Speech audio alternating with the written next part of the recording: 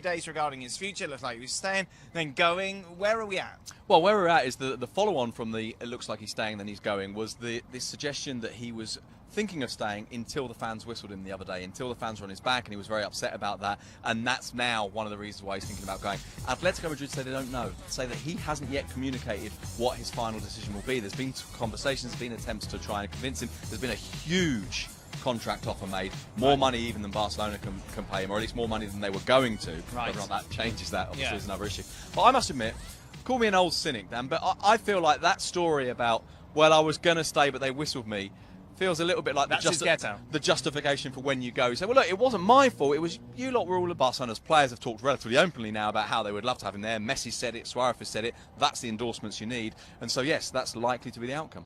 The SBI odds have not changed since we last brought them to you. Still 53% for Real Madrid, 47% for Liverpool. In terms of determining who might win, though, we have our own methods here on ESPN FC. It wouldn't be a Champions League final without an off-the-wall predictor. So we've come to the Hydro Park, which is the largest outdoor gym in Kiev, and it's pretty unique because all the equipment is made out of old Soviet machinery. So what we've done is set things up. You've got Andre representing Real Madrid, Victor, Liverpool. The concept, like my beautiful assistant Stuart Robson, is simple. Whoever can bench press 10, the quickest, indicates who will win the Champions League final. Right then, boys, get into position. Get into position, come on. Here we go. Real Madrid against Liverpool in 3, 2, 1, go! 1, 2, 3, 4, 5, 6, 7, 8, 9, 10. Real Madrid, once again, are the winners of the Champions League, according to our equipment predictor. It doesn't get any more scientific than that, does it? No more scientific. We haven't got any old Soviet machinery here, apart from these two. Old machinery. All right. May not be as heavy as that, but You want to pass Liverpool, the fives over and you take the sixes? Liverpool, Sure, Real Madrid, yeah, sure. little really Ukraine wanna just push thrown myself. into the Yeah. mix. Yeah. I'm not sure how scientific this is going to be, but you see it. let's see what we got. Are you seeing it? You see it? veins. Yeah, Veins look at the popping veins. already. Arnold Schwarzenegger never saw anything like this. No, he has not. He really did not. No, hey, work it. Work it. Commit Yeah, to it. there we go. I mean, There we believe go. in That's it. If you don't £4. believe in it, £4. it's not only physically. You gotta Wait a feel second, it that might be mentally. too much for you, Aiden. Might have to get some twos in here. Senior football writer Mark Ogden then alongside me. We're of course here for the Champions League final, Mark, but let's just take a moment to take a look at this. Some of these transfer rumours doing the rounds regarding Manchester United, starting off with Oliveira, moving from White Hart Lane. Yeah, I mean, United have had problems at the back for quite a while. Chris Smalling, Phil Jones had a difficult day in the cup final. Eric Bailly's been dropped recently. Dale Blint's going to be sold. Marcus Rojo's not in the team. So Mourinho really needs a commanding centre half and somebody he can rely on to be a leader, really. The one issue with Alderweireld is his injury, his fitness record. But, you know, Pochettino's made it pretty clear that he can leave this summer, and United wants him. So I don't think it'll happen before the World Cup. I think players are now in kind of World Cup mode, away with the squads. But I do think that, you know, Alderweireld is a player that will make United better, and I think, you know, United need him. Meanwhile, Fred, where's this come from?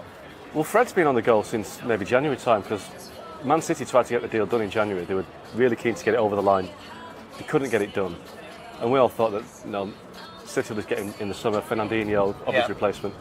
But about a month later, the Shakhtar president came out and said he's going to Manchester. Well, City pulled out. City publicly pulled out and said he's not coming to us. So he's either going to Man United or Stockport County. I think he's going to Man United. So, but again, he's a player that United need. Michael Carrick's retired. Yep. Marouane Fellaini will probably leave.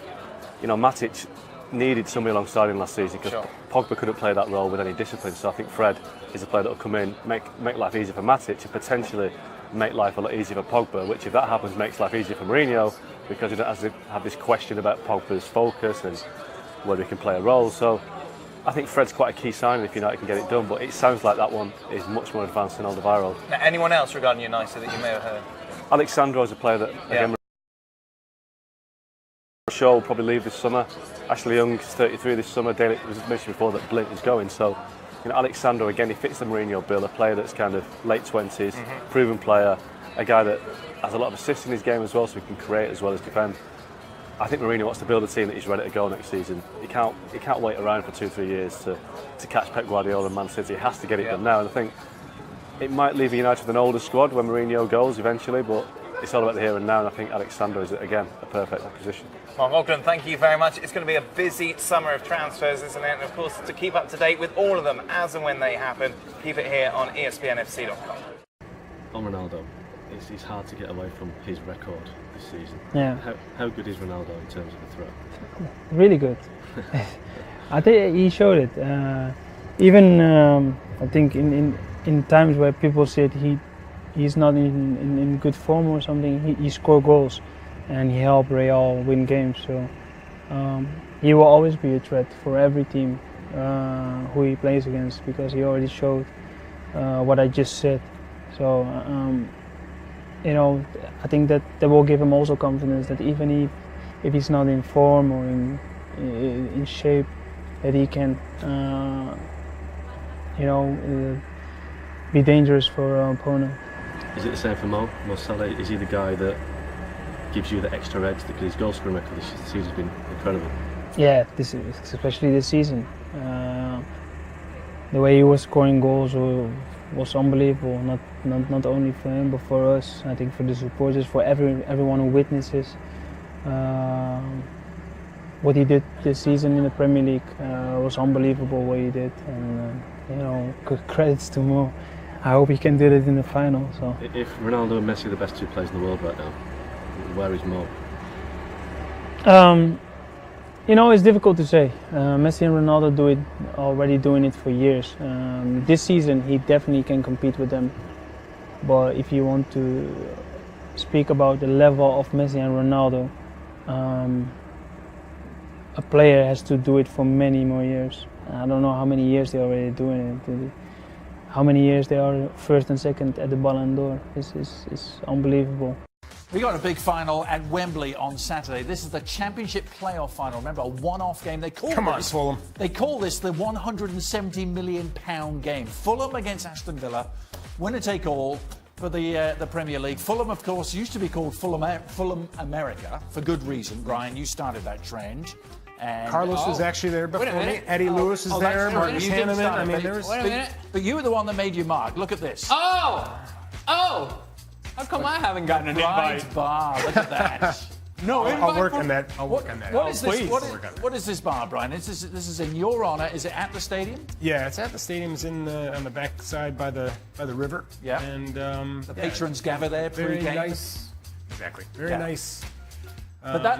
Never expected it. But that trend that you were a part of starting, and so many Americans have gone to Fulham, continues with Tim Ream there at the moment, big central defender, being a big part of their campaign.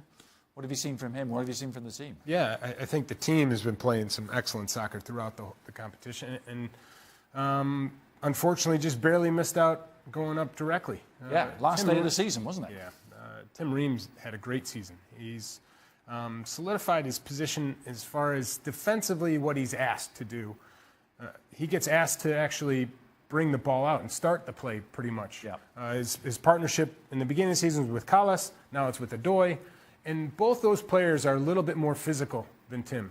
What that does is allows Tim to actually be on the ball a little bit more, and the connection he has with McDonald, with Sessegnon, they really utilize that left-hand side, and Tim's had a great season. One-off game, Ali. Both these teams, no strangers to the Premier League. Fulham were there in 2014, Villa in 2016. And I wonder. I know you get excited. I wonder the mindset of the players, because you just mentioned the economics. It's the most valuable game and the finances of it all. Yeah. And I wonder, players in that position, do they internalize that? I'm sure that they realize, okay, they win, they're gonna go up. Everybody knows that. But how much of a difference it makes to the club and to their own lives, the fact that they would be in the Premier League because of those finances and because of that money influx that comes into the club. I'm sure that they're not thinking about that as they prepare for the game, but it's certainly something that has to play a part because, look, it makes a difference in everybody in that locker room and everybody in each of those organizations. The funny thing is you would think that would result in cagey, really tense affairs, but so many of these championship playoffs have been wide open. Yeah, not last year's. 4-3, not last year's. Yeah. No, well, Huddersfield were involved. There was a good reason for that.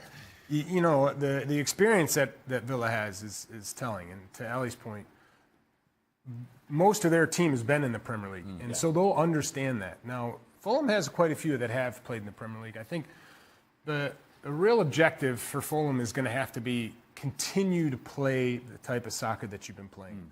Aston Villa is a type of team that likes to break up games, so sort of make it hodgepodgey.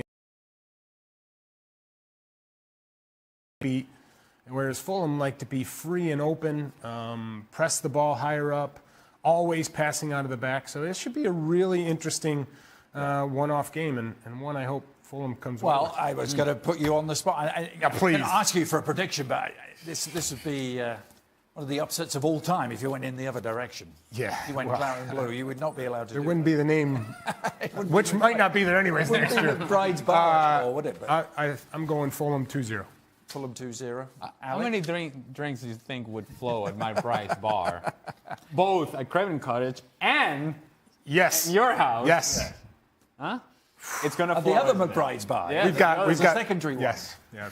Definitely. I'm going Fulham. I'm You're going going Fulham Fulham? simply. That's my boy, Ali. Well, yes, I'm going Fulham because of Brian McBride, but I'm also going Fulham because I appreciate the way that they play much more so than I do Aston Villa. West London over West Midlands all the way.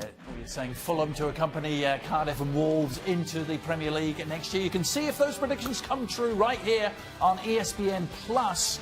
For full coverage starting Saturday from Wembley, 11:55 a.m. Eastern. Counting down not just to the World Cup, but to the start of the summer transfer window. Alexis Yuna is here with Alejandro Moreno, and that does not mean that we're going to wait for the window to open to tackle some rumors. Let's start off with this one that I'm a fan of, Ale. Toby Alderweireld to Manchester United. Dare he leave Spurs? You're a fan of Toby, the player? Yes. Okay. All right. I'm just wanted to ask a question. Causing drama. No. I'm just. I was just asking a fair question. Toby Alderweireld. It's important for him and Spurs to understand what his contract situation is. If he's allowed to stay this year and then leave next year, he's going to go at a very cheap price when you consider what the market is nowadays. So if you're going to get some return on your investment, if you're Spurs, probably want to deal him right now and make sure that you get and maximize the best price available. Where is that big money going to come from? A big club like Manchester United. To me, there's a need for Manchester United. There is a want for Toby Alderweireld, and I think financially speaking, it makes sense for Spurs as well. All right, well, West Ham, we know that they have had their struggles this past season. They have a new manager now, though, Arnautovic. Do you think he might not have a place under the new manager and probably find pastures green at Man United? It's not so much about what the new manager is going to do with Arnautovic. I think he has a place in that team. I just don't think that he's an upgrade to whatever Manchester United has right now in place. There are other players and other names that maybe Manchester United is interested on. He would be just a squad player in Manchester United. I don't think this is the sort of guy whose personality really fits to being the squad player. This is a miss for me. All right, well, it's hard to think that Manchester City have much to improve on after their record-breaking season, but Pep is there for a longer period of time now, and we know that he's going to start putting his full print on this team. So would Jorginho be in his plans, hit or miss? When you consider Manchester City and the amount of games that they're going to be playing and the amount of competitions that they're going to be in, a guy like Fernandinho, who is critical to their success, needs somebody to step in naturally and be a holding midfielder. They don't quite have that player in place. Jorginho would be that option. If you're Jorginho, if you go to Manchester City, you may not be getting the same sort of playing time that you were getting in Napoli, but you're going to be winning things, and maybe there's value to that. So competition for Fernandinho, or perhaps flexibility for Pep Guardiola. Either way, I think it benefits Manchester City. Antoine Griezmann, a name that really needs no introduction. He speaks for himself, and that we know that other clubs have taken notice, like Barcelona. Does he leave Atletico Madrid to the Catalan? And they have taken notice for a while now. Yes. And there's been a lot of conversation about this coming from Barcelona, coming from Antoine Griezmann, coming from Atletico Madrid. There is something to this. It feels like Antoine Griezmann wants this to happen, that Barcelona wants this to happen. And in the end, I don't think that Atletico Madrid is going to be able to hang on. Antoine Griezmann, he gone. All right, well, if Antoine Griezmann is gone, let's talk about your countryman, Rondon, because I know you don't want to see him languishing at West Brom after they just got relegated. So would a move to Atletico Madrid be a hit or a miss? And as much as I love Jose Salomon Rondon, pride of Venezuela, I would tell you. Well, yeah, well, actually, he's probably better than me. Just slightly. That tiny Just slightly. Tiny bit. Well, in any case, Salomon Rondon, yes, he needs to leave West Brom. Nobody wants to go play in the championship, right? But as much as I love him, he wouldn't fill the gap that Antoine Griezmann would leave. He would be filling the gap that Fernando Torres is leaving. So he would be more of a guy that's an option off the bench that can score a goal here and there, but not your everyday striker. He's not going to do. He's not the same sort of player that Antoine Griezmann is, so he's not going to do those sort of things. However, from his perspective, the championship or Atletico Madrid? Yeah. It's obvious. Hit. All right. It is a post-weightlifting edition of ESPN FC Extra Time. You can probably see these guys are a little Hydration. worse for wear. That's all right. You needed a hydration break, didn't you? Yeah, we did. After 30 minutes. My 6-pound weights. Woo! You could feel the burn. Yeah. Yes. Yeah. Yes. I retired a long time ago. If you're watching Extra Time and haven't watched the show, you probably don't know what we're talking about, but it was part of the prediction process to decide who would win the Champions League. Very scientific methods, as always. Yes. As always employed on this show. Didn't we use pigeons in Milan? We used pigeons in Milan. Sheep shearing? Sheep shearing in Cardiff, yes. Yeah. Right. That was life-threatening, by the way. Yeah. Did those predictions actually come true? I don't know if anyone's keeping track. I have no idea, to be honest. I don't know how we're doing in the prediction department. Someone somewhere knows whether they came true. But the weightlifter said Real Madrid, by the way. So did you two guys. I didn't. I may live to regret that. Okay. These things tend to live on when you predict wrong around here. Only if Dan hears you. Yes. Talking of the Champions League final, Jamel wants to know any red cards that you see forthcoming in the Champions League. Very specific prediction here, but well, is it the sort of game where someone could be sent off? Yeah, I mean, you think right away about Sergio Ramos. Yeah. And you hear Robbo talking about Ramos not being afraid of defending against Salah one-on-one. I don't think anybody would be happy to defend Salah one-on-one at the moment. No. So I could see a couple yellows coming his way, maybe. Yeah. You brought up a Real Madrid name. If you bring up a Liverpool name, Dejan Lovren has accident waiting to happen. A moment of madness in him, does he? Well, I'm merely suggesting that Stevie Nicol would prefer to have anybody else but Dejan Lovren on the field. Right. But he's going to play, Yeah. and he better play well. Yes.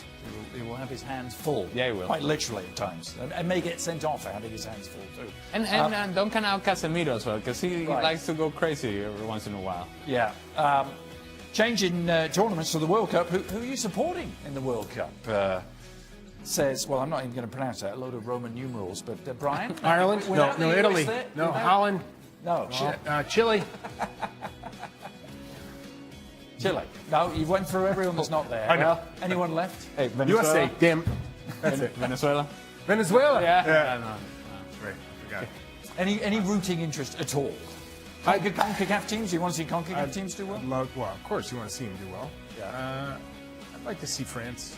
France. All right. No, you're not. You can't. You're not very you can't excited root, about you that. You can't root for Mexico. You said you want to see CONCACAF teams do well. You can't. Can you?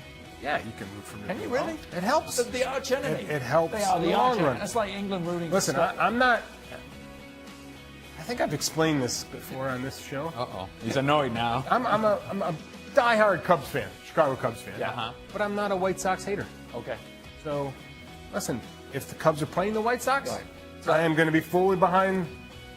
Does that Do mean you see where I'm getting? No, but does it mean you would root? It doesn't mean I'm going to root for Would you Mexico root for the to win. Cardinals in the World Series, though? Yeah, of course. You would, yeah. I went to school at St. Louis, All right.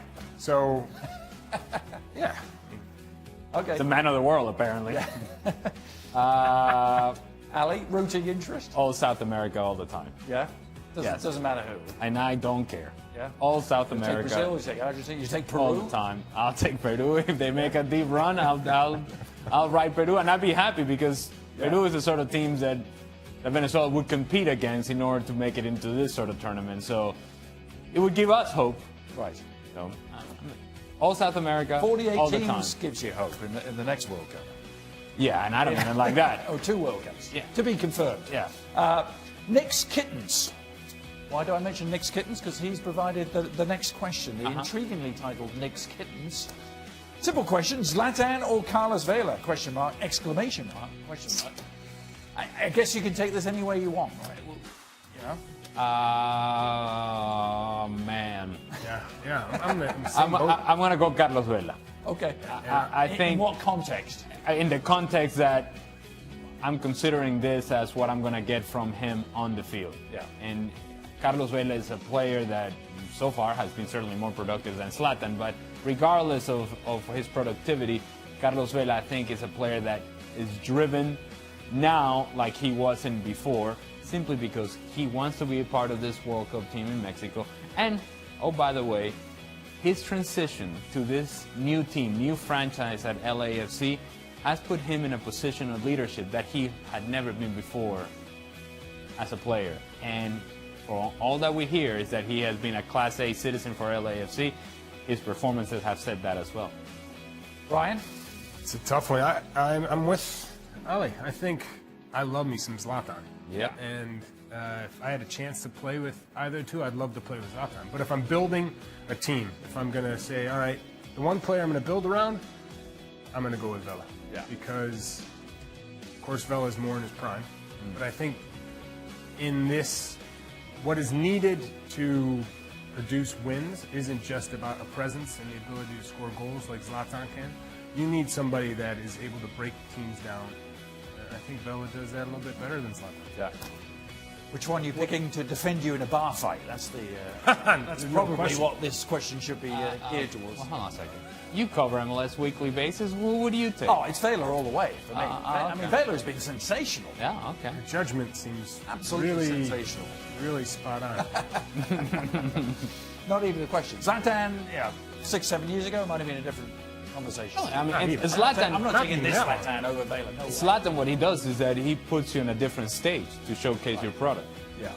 But we've also seen that now Zlatan has gone as far as to slapping people, so he gets red carded. And and there's frustration coming because it's a team that lacks in balance, and part of the reason that they lack balance is because they have to find a place for him on the field. So. Yeah. Hey, I was asked when that Zlatan signing was announced, would he score 15 goals? I said no, categorically.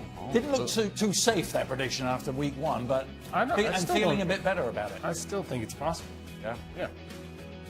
I think that sugar rush is worn off. Not if he's promoting products when he goes to the World Cup. I'm just can't score too many from the stadium seats in St. Petersburg.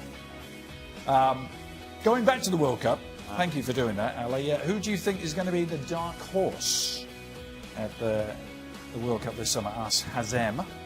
So when we consider dark horse, are we talking about teams that are possibly going to win it? Let's take it that way. Yes. I mean, there's a clear. Well, no. Well, let's say quarters or semis, a surprise run, like a Turkey or South Korea did in 2002. Made a Somebody else did that in 2002, huh? Well, the US to the quarters. I'm saying semis. Semis? Yeah. No one. Uruguay in 2010, a surprise run. Will perhaps? not be a surprise. There'll be no surprise. Semifinal run, in my opinion. No. It's the very top teams, I think, have separated themselves really from the rest of the crowd. And if the draw holds and you play who you're supposed to play, if it isn't some craze in the group stage, it just feels like it's going to be the same guys in the end. Would a Colombia getting to a semi be a surprise? They made the quarters. That'd be a surprise to me. They made the quarters last time. Yeah. I mean, does that classify as a dark horse? I don't know if it does anymore. Well, that's the first thing I asked you when the question came up. Well, they're not amongst the clarify top. what you want to say. Quarterfinals, and then he went to semis. Yeah, you won quarterfinals. There's a very wide berth. Yeah. There's a very wide berth offered by Hazem. So, because if you throw Belgium out there, they're not a dark horse. Well, there's clearly a top 6 when it comes to the betting, and then there's but even in that top 6, it's not really top 6. Because are you really picking Belgium to win the World Cup? I'm not. Okay, no. all right. Then it's not really a top 6. Then it becomes a top 5, and then you run into Argentina, who's well the next done, Hazem. And then Argentina down the rabbit hole here. Argentina's like, okay, they could be eliminated in the group stage, or they could win the whole thing. Right. That's the sort of team that they are right now. Yeah. So we've narrowed it down to who does that leave? Brazil and Germany, perhaps. Brazil, Germany, France, Yeah. That's Spain. about it. Yeah. It's the same people, by the way. It's the same teams. Hope we answered your question there, Hazem. Finally, also on the subject of World Cup, Stefan says, I've never asked this. Has Brian met with Daniele De Rossi later in life, and did he apologise for the elbow injury? If so. I have not seen him since that day. No? But I did see him. He popped into the locker room after the race and apologized. Gosh, I've never seen a man more humbled. Now, Really? I imagine Coach laid into him because he came through the door and there was only two of us sitting there with our trainer, and he basically goes, "I'm sorry." I said, "Cool, thank you." That's pretty good. So that was Marcello Lippi as coach, you think? Was that your De Rossi right there? No, I didn't accent. Okay. I was motioning his mannerisms. All right. And I love your that was De Rossi. exactly. Thank you. Beautiful. Groundbreaking. But you could tell it was genuine. Listen, he apologized. It was fine. Yeah. Listen, Yeah. it happens on the field. Believe me, I've had worse things happen to me that were done on purpose, and someone didn't apologize. Any of them by this man? No, not at all. Not at all. He's got sharp elbows, I hear. No, they're not sharp anymore. Sometimes his cleats didn't have anything on the bottom either. these days. More of a round.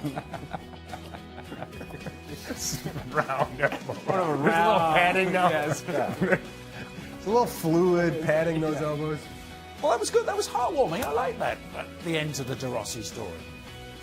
You just don't imagine. I mean, he's a real, he has this image of being a hard man. He was young too then, I'm sure. Marcello Lippi. I'm sure he you was think- thinking, "Oh my gosh, my World Cup's over." Yeah.